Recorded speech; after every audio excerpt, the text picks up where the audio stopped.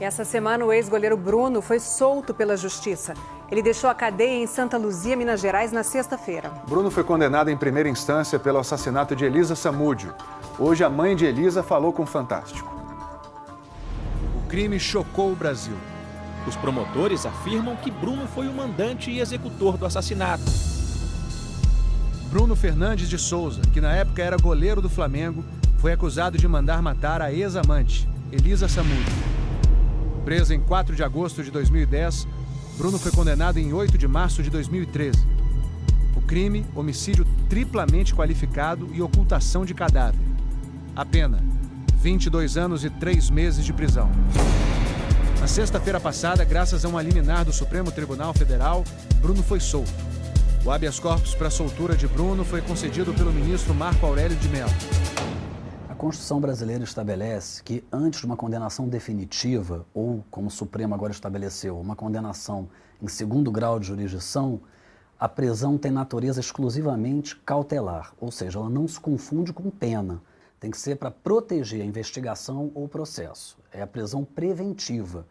E todo acusado tem direito a ser julgado, também está na Constituição, num prazo razoável. Bruno foi condenado apenas em primeira instância. Desde 2013, ele recorre da condenação. Como o recurso ainda não foi julgado, a sua prisão ainda é preventiva. Ele foi condenado a 22 anos, sendo crime hediondo, ele pode progredir de regime do fechado para o semiaberto com 2/5 da pena, que ele já cumpriu, inclusive.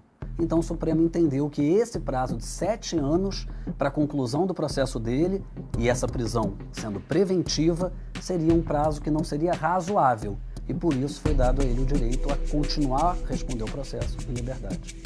Essa lentidão da justiça brasileira, ou em termos jurídicos, morosidade, é muito criticada por juristas brasileiros.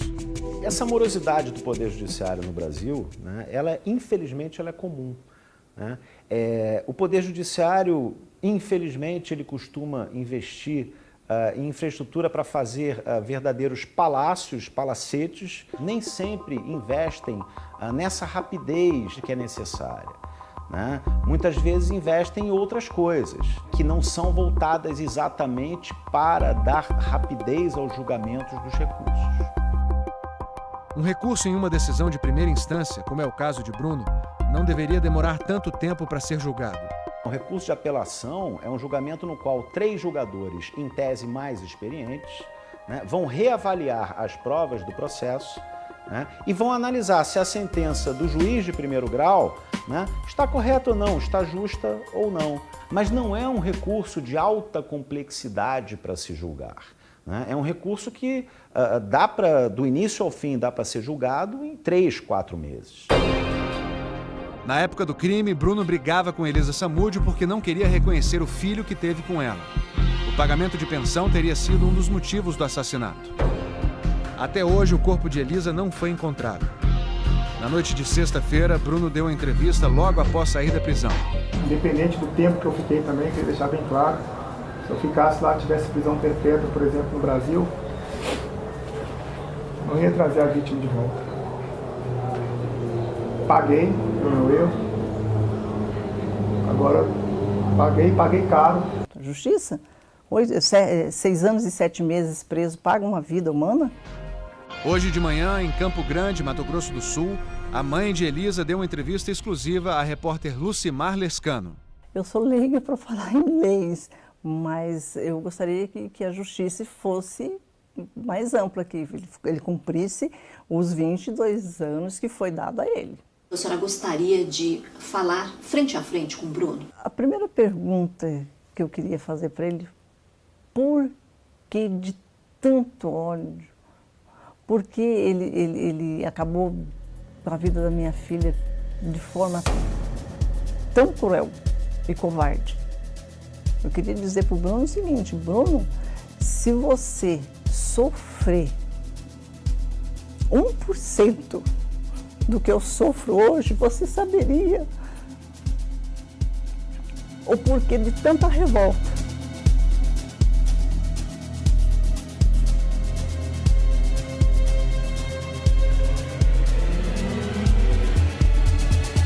Um dos bandidos mais perigosos do Brasil está nas ruas. Conhecido como GG do Mangue, ele saiu pela porta da frente do presídio e desapareceu pouco antes de ser julgado por 2 assassinatos em São Paulo. Agora, GG está sendo procurado pela polícia. Rogério Jeremias de Simone, é o senhor, né? Sim, boa tarde, excelência. O nome é Rogério, o apelido GG do Mangue, 40 anos, um dos chefes da quadrilha de São Paulo que comanda criminosos dentro e fora das cadeias. É uma pessoa extremamente perigosa, articulada, inteligente e cruel. Esta é uma imagem recente dele de 30 de janeiro passado. Acusado de ordenar um assassinato, GG participa de uma videoconferência com o juiz do caso. Eu tenho certeza da minha inocência. 2 dias depois dessa audiência, ele saiu da cadeia em Presidente Venceslau, no interior de São Paulo, e sumiu. GG do Mangue começou muito cedo no tráfico e com a família morou aqui nesta casa, na famosa Vila Madalena, em São Paulo. Com a morte de um tio, segundo a polícia, passou a tomar conta dos pontos de venda de drogas no bairro e hoje é considerado o segundo no comando da facção criminosa, só atrás de Marco Camacho, o Marcola. Em 2000, GG foi condenado pela primeira vez. A pena, 12 anos e 8 meses por assassinato e tráfico de drogas. Em 2003, recebeu outra condenação, mais 4 anos e 8 meses por formação de quadrilha. Foi quando a ligação com Marcola ficou clara.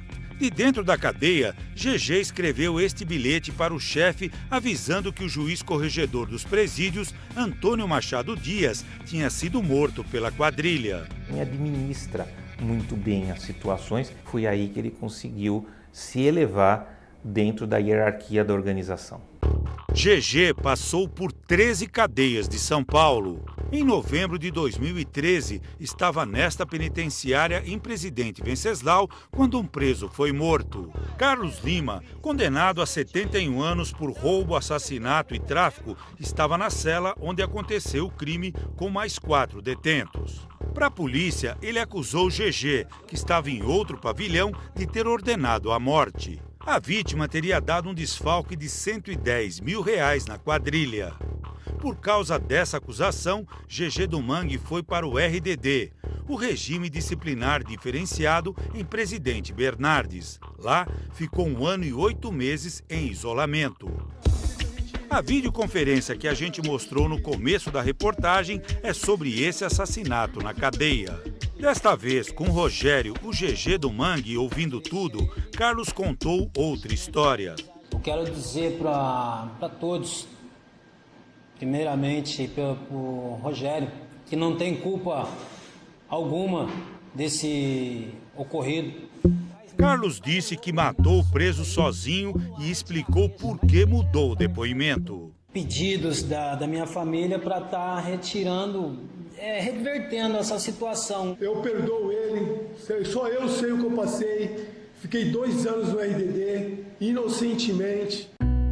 O Ministério Público concluiu que não há provas suficientes da participação de GG no crime. O juiz concordou e mandou soltá-lo. Eu quero viver minha vida, excelência, nada mais do que isso aí. Consultamos este professor de Direito da USP. A conduta do juiz de Presidente Venceslau é totalmente correta. Não havia juridicamente nenhuma outra atuação possível. A questão é que GG responde a outro processo. É acusado de mandar matar 2 rivais em 2004 na capital paulista. O Ministério Público queria que ele ficasse preso até ser julgado. Mas em 2014, o ministro Marco Aurélio Mello, do Supremo Tribunal Federal, concedeu um habeas corpus, dizendo que nada justifica a demora no julgamento desse caso. GG ganhou o direito de responder em liberdade, desde que informasse um endereço e ficasse nele. O ministro determinou ainda que o acusado deveria comparecer nas audiências e ter uma postura que se aguarda do homem integrado à vida em sociedade. Com esse habeas corpus, com as condenações cumpridas e inocentado da morte dentro da cela, GG pôde sair da cadeia de Presidente Venceslau. Ele passou 2 endereços, mas não foi encontrado em nenhum. O julgamento do duplo assassinato estava marcado para segunda-feira passada nesta sala, mas GG não apareceu e os advogados deixaram o caso. foi escolhido um outro advogado que pediu um tempo para estudar o processo. Diante disso, o juiz marcou uma nova data para o júri, 3 de abril. E onde estaria o hoje foragido GG do Mangue? Existe sim a informação que ele possa estar no Paraguai. A quadrilha de GG domina regiões do Paraguai, que é uma das principais rotas de entrada de drogas no Brasil. Pelo duplo assassinato de 2004, GG pode ser condenado a mais de 45 anos de cadeia, estando presente ou não ao julgamento. Essa pessoa precisa ser presa. Ele para a sociedade é um risco sério.